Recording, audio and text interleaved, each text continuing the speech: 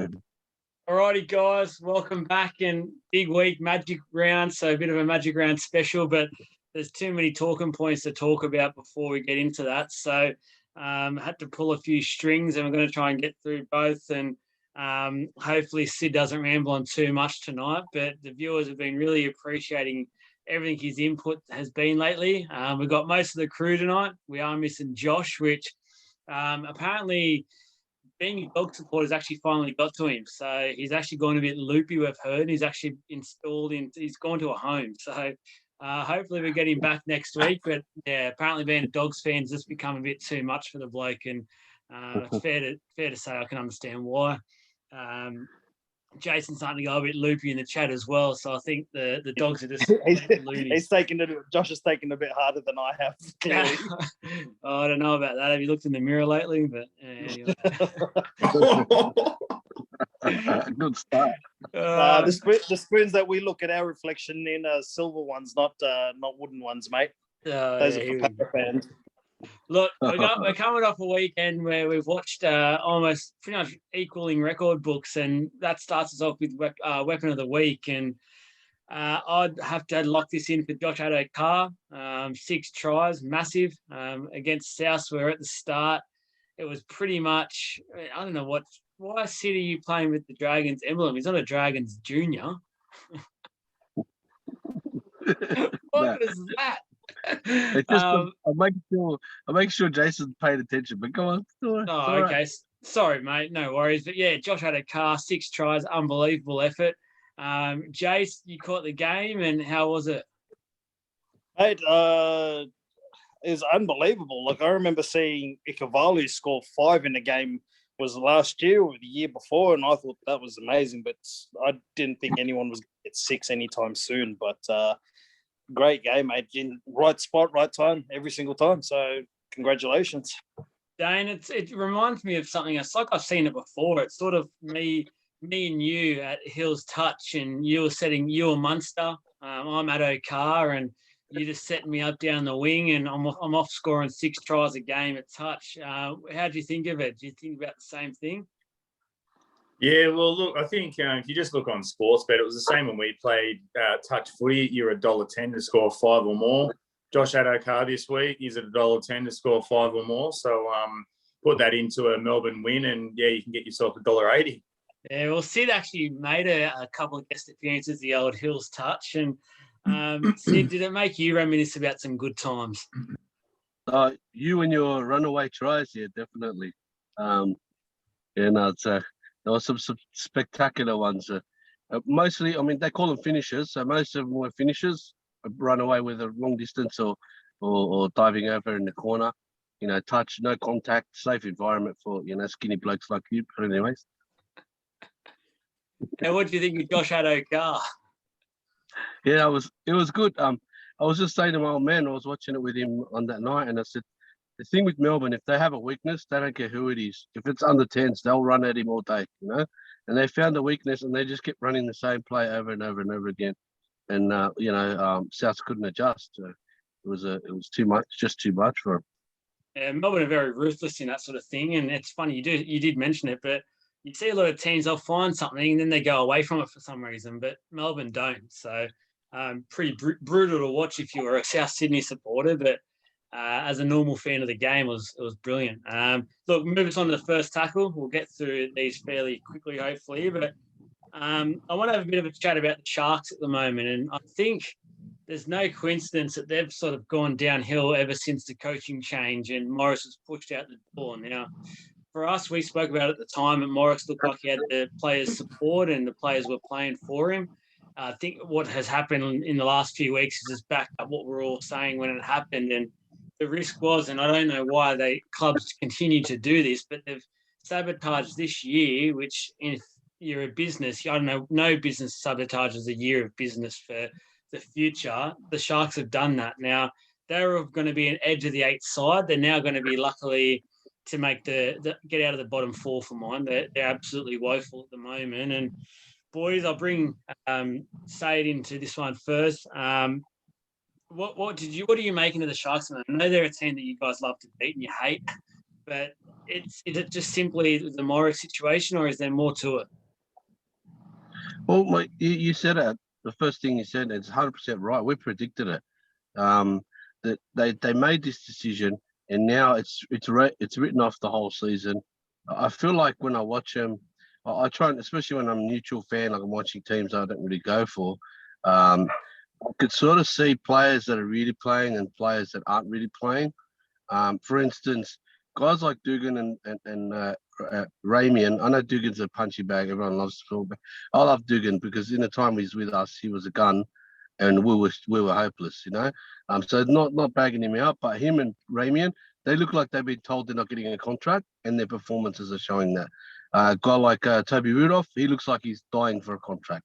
And you look at that's just one example of the contrast in performances, and you can't have that in this competition. Let alone you're down 2-3% and you'll get flogged by 40. Let alone some guys that not really playing, because they're like whatever, this season's gone, or I don't have a contract, so whatever. They've killed their motivation.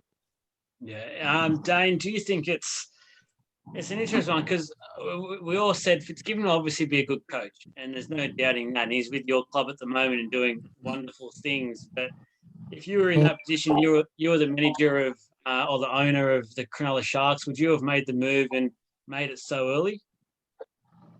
No, look, to be honest, I'd have kept John Morris on. I think the players really played for him, but I think what the Sharks are lacking is once Gallen retired, you need to have a good coach and you need to have a good captain, and they're a partnership that really sort of get all the boys playing for each other and playing for the club.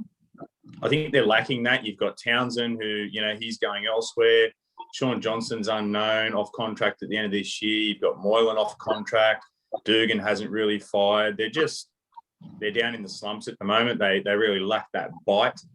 And yeah, I just think they're in a period now where they've got to find something. They've got to change things. And yeah, they've done that with the coach, but I think they've done it too soon. So next year will probably be, I think this year's just a write-off, even though we're only just into it. But I think next year will be the real telling sign. They can do what they need to do with the contracted players and uncontracted players and get some good leadership happening. And I think they might bounce back next year or the year after. It's crazy. Like you mentioned the recruitment side of it. I even look at that and look at their side. It's all over the shop. They just signed Will Chambers for whatever reason when they're stacked in the backs at the moment. Backs isn't what they need. Fafita's coming back this week. So there's some good things there in the club in terms of their signings and stuff. And they've got some good young kids coming through. I don't know why they go out and sign a 34-year-old centre and tuck into the side. Jace, I know your side's going through a bit recruitment-wise as well at the moment and not having the best time, but is it what the boys have said? Is that something you agree with, or is there something you want to add to the Sharks' dilemmas? I do agree with that. 100% agree with that. But to me, it just seems like it's been a bit of a snowball effect. The coach being sacked in the fashion he was, from what we've heard that the players wanted to play for him. So when you have a group of players that want to play for a coach, and then all of a sudden he's sacked and being told, there's the door, like, why would you really want to play for the club? And we don't really know what the players' relationship with Hannah is like. So I think it's just, gone from bad to worse from them, and it starts at the top.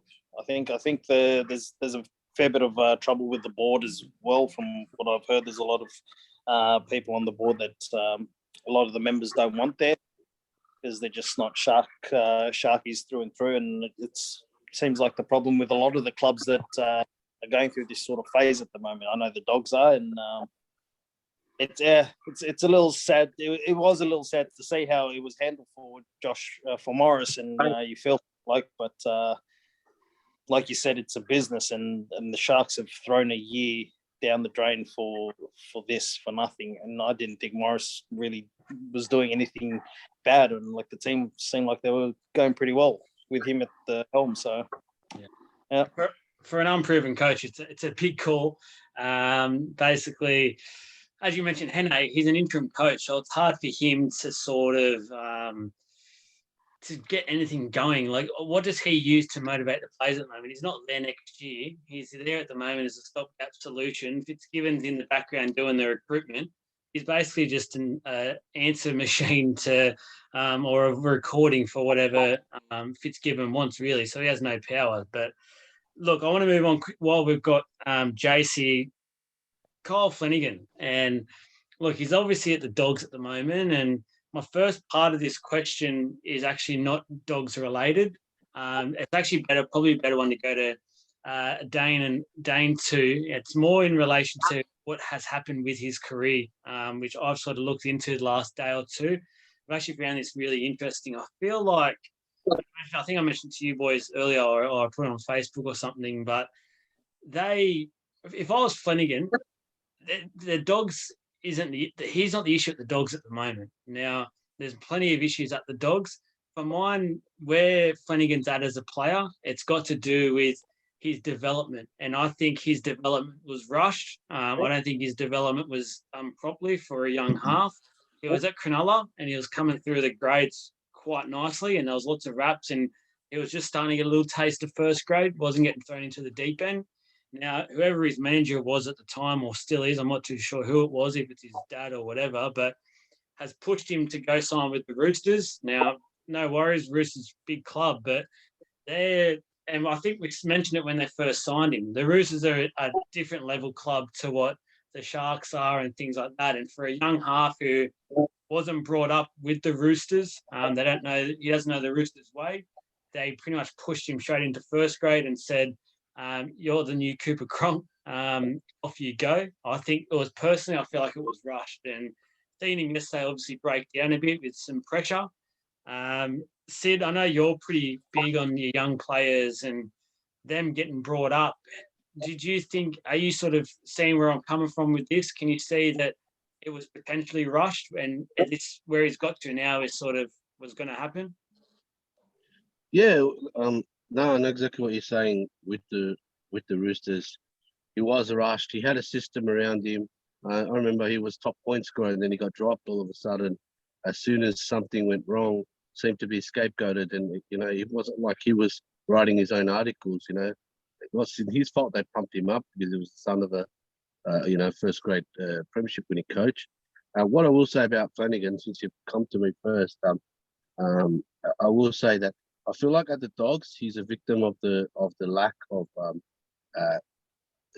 technique and structure, and what coaches and commentators commonly refer to as giving them the right environment in the in-game situations to succeed. Say, for example, if he's a right footer, he likes to kick from the middle of the field to find a good touch finder, or to put the fullback in a position for a difficult kick return, for example, right? But if his forwards aren't getting him to that position, they're getting rolled. So what they do, they go wide, or they end up blindside, or they end up too far to the left, for example, and he's a right footer. He's kicking with the marker coming in on the right. There's little technical things that no one mentions, but that makes all the difference. All of a sudden, his kick is crap. He's kicking him out on the full, and then it's his fault. You know what I mean? So I think that he's a victim of the circumstances of Bulldogs, and he's expected to just come in and fix everything. So that's the issue now. But I do agree with what you're saying. That the way he was built up and brought up, there was no foundation. There was no natural order of things to get him to be a first grade halfback who all of a sudden can go save a team. Adam Reynolds, he can go save a team. He's going to make a big difference at Broncos. But I don't know. I feel for the kid, man. Young playmakers, especially halfbacks, they need an experienced 5'8".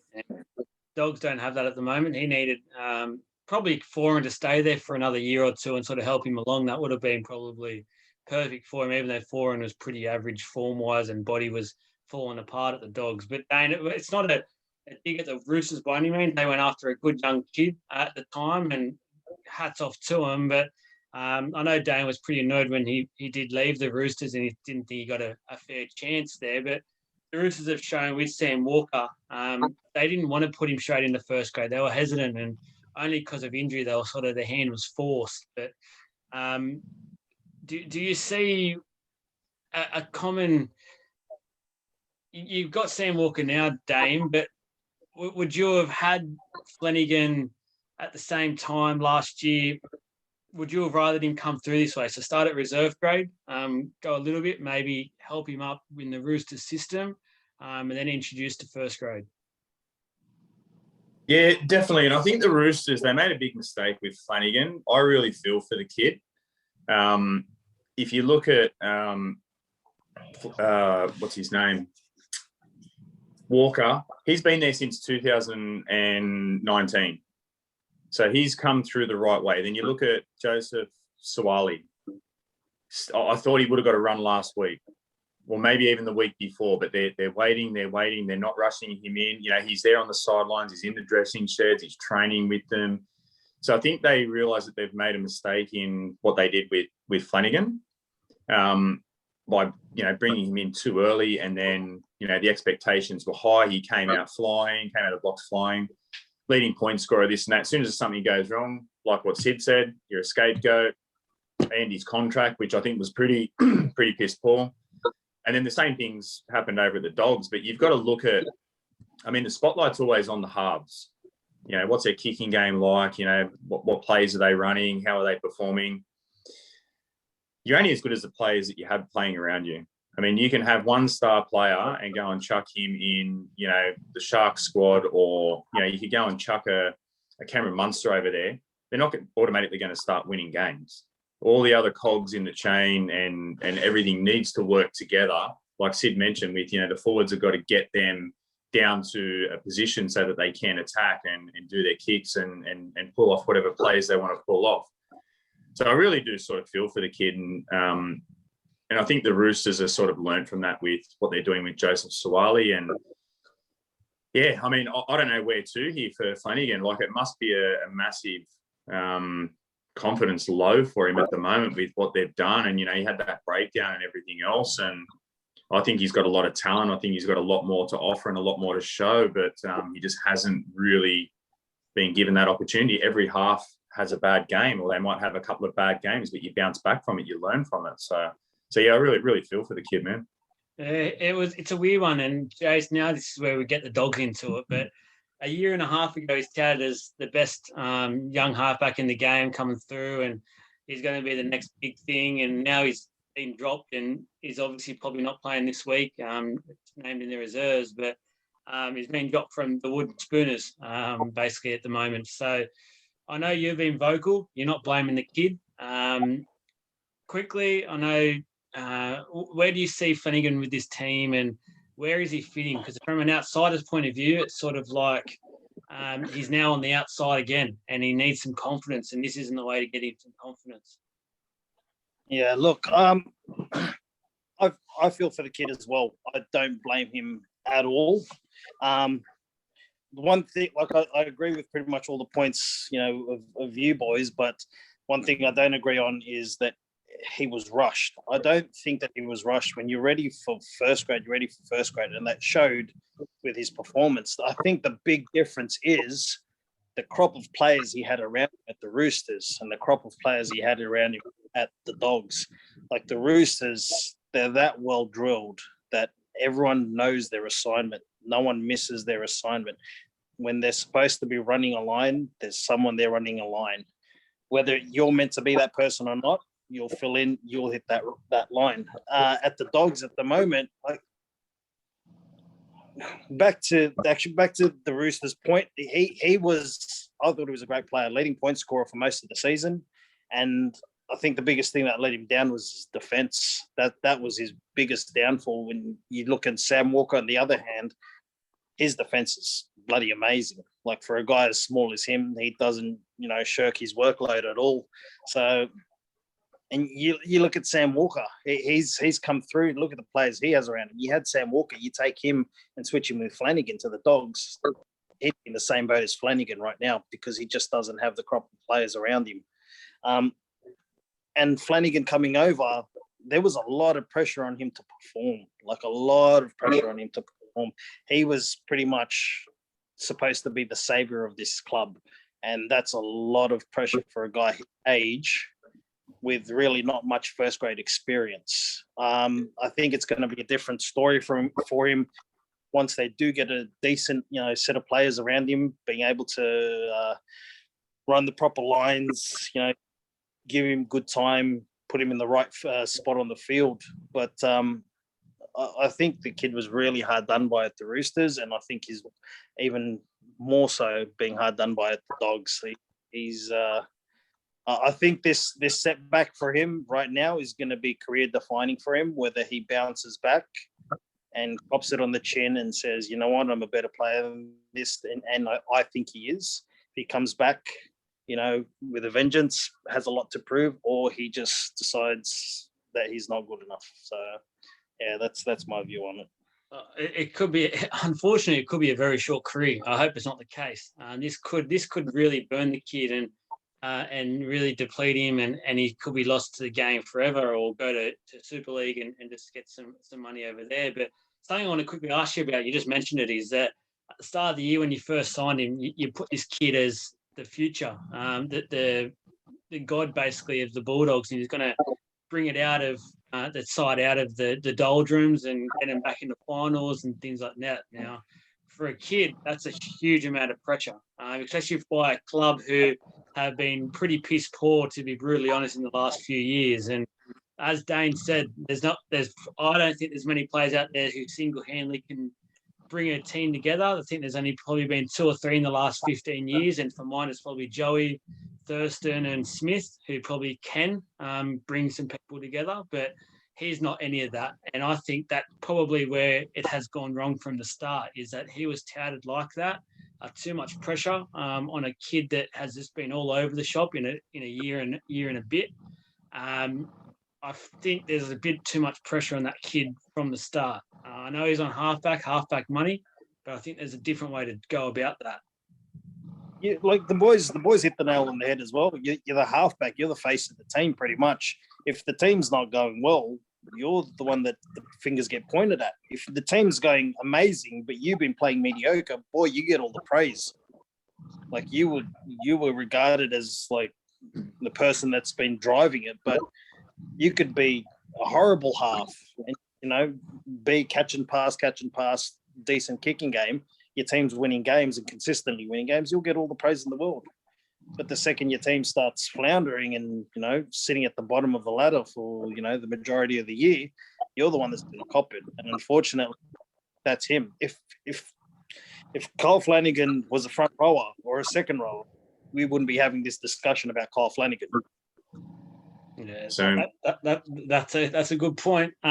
Moving on to another halfback that I think the Dogs would probably use right now, and they would love to have on their books, and would probably pay him double what he's getting now. Adam Reynolds, signed, sealed, delivered at the Broncos, and we've all had our say on the Broncos over the last few months and how poor they've been. Sid, you've been one of the most vocal in this every time we chat about the Broncos. Is Reynolds exactly what the Broncos need, or is there some stuff behind that no one's mentioned yet that you have a feeling could be a risky signing? I think it's a step in the right direction for them.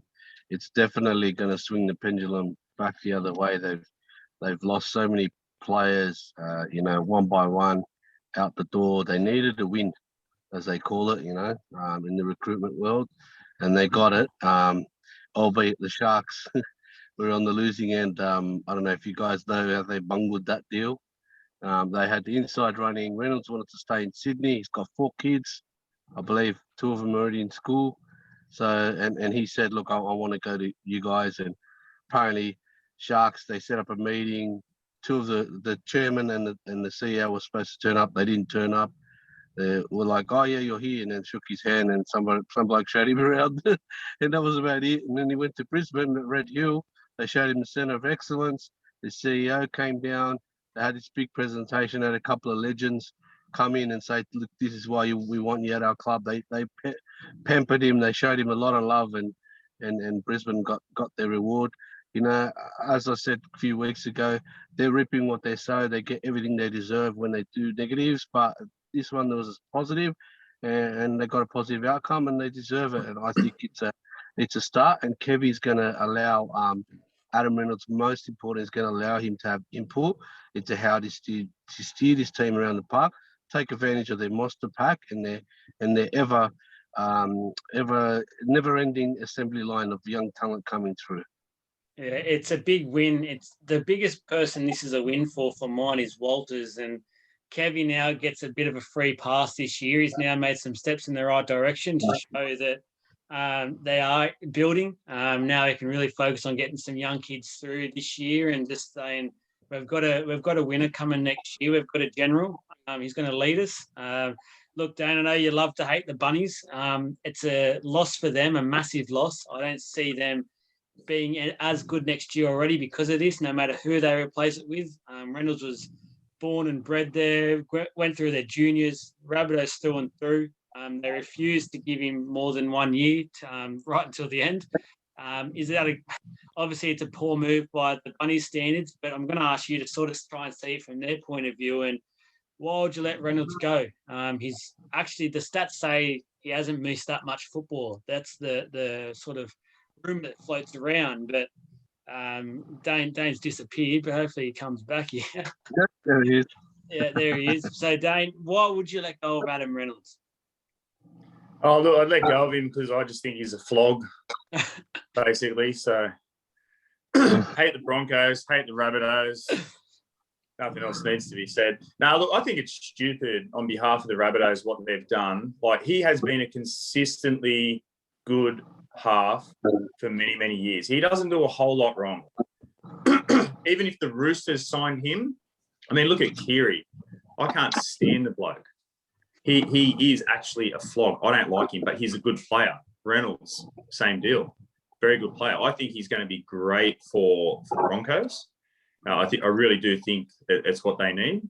I don't know what the Rabbitohs are thinking. Like, I'm not going to say they're going to go from where they are now to really, really bad, but it's a big loss for the Rabbitohs. And I honestly think he deserves a 2 or 3 year contract, 3 years at least. He wanted to have commitment long term. Obviously for his family, and he is getting older. But I think I actually read in a news article today that one of the main reasons that the tipping point got him to the Broncos is because he heard Jason Rahm was moving to Queensland. He wanted to be close to Jason. So I think he's driving up with him actually. So once going to hide in Jason's hair, get through borders, get through customs. He's coming up with me for Magic Round. I want to move on from this. So just give us a quick one, Jace. Is it a good or bad signing? I think it's a good signing for the Broncos as a team. It's exactly what they need, a half that organises. If the Broncos can manage to hold on to Milford, I think it'll be even better for them. I'm not really sure whether Milford's in talks with other teams. I think other teams are chasing him, but if Milford sticks around, I think it'll be great for him. He'll just be able to play his natural game where he just, plays what he sees and runs the ball a lot more, and he just leaves up to Reynolds. So I think it's a very good signing for the Broncos. I reckon Milford's going to go. I reckon that's what I'm sort of hearing, and I think Staggs has signed on to play 5'8" from next year. So big ball running 5'8" could be what the Broncos need. They haven't had that for a while. But I want to move into... Before you go on, something worth mentioning, with Souths, you'll find that the reason why they only offered Reynolds 1 year and option with a second year in their favour is they have a young halfback we just talked about it. The next big thing apparently is a gun young halfback. The name eludes me at the moment, but I will post it on the group. And they're pretty much they're saying actually they have two. One can play half and 5'8", and the other one can play halfback. And they're really investing their future in him. They were hoping to mentor him and for the following year, but obviously that didn't work out because Reynolds understandably wanted a longer deal. But you'll find that's what it is, and I'll give you the names a bit later. I'd hate to be that kid coming through. That's going to be a lot of pressure at that club following the footsteps of Reynolds. But look, I want to move on to Magic Round and get a couple of tips. Not going to go through all of them because I found that after last week we all basically fall asleep. It gets a bit boring, so we'll just go through some key games and get a bold prediction to finish up. Just a few minutes. So obviously the first game of Magic Round, Tigers versus the Knights. Honestly, it could go. Both teams are just about each other at the moment, and Pong is out for the night, so their only attacking spark is gone. Jace, who are you going to go for? I've tipped the Knights, so for me, this one's up in the air though. I can pick the name out of a hat really for this one. Yeah, Dane. I'm going to say Tigers. I just Oh, think they're going to pull something out. I've just got that feeling. I mean, I get that feeling every week when I try and pick upsets and it never comes through, but I'm just hoping this week's going to be it. it's You and fair me to both, brother. You and me both. Yeah, we won't mention the tipping, but number one, boys and girls who listen, so just bet with me, guys. You'll be safe at gamble responsibly. Sid, Notre Dame, what do you got for us? I was so good last week. I got 7 from 8 last week, and but this week I'm thinking this could be 5 or 6 upsets. The Tigers were one of them, but I did read that they moved Adam Dewey from 5'8" to centre. I don't know why. Really, this Cardinals seen as a coach, you don't weaken one position to cover another. Get somebody else in. He's your best spine player, along with the young bloke and fullback, it's hard to say. Tigers maybe have a little bit more points in them. Tigers in a close one, 2 points. I'm going to go the Knights. I think they might just have a little bit, but I'm a bit hesitant with Ponga now out. I don't know where their points are going to come from. Look, another game I think I want to touch on is I think Manly and Broncos. I think Turbo just is going too well. So if you got Super Coach, put your captaincy on Turbo. He's going to score 1 million. Dogs and Raiders. Now, I mentioned it last week, but this week, this is the Desperate Cup. This is the Desperado Cup. Bulldogs versus the Raiders. Both teams, sorry, Jace, but Dogs are just horrible. Raiders are horrible at the moment. Ricky has just done absolute stupidity there. And for some reason, he's got too many mates in the media and they don't call him out on it. But I'm here to call him out and say he's been an absolute flog this year and their team's just as much. But Dane, Dogs, Raiders. Oh, look, I think the Raiders will win. I really want the Dogs to win, though. Yeah, it's Sid.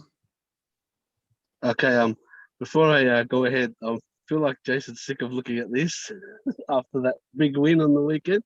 So I'm going to take it off for you right now. All right? No, There we go. Keep it on, mate. And the other one. Take it all off, big boy.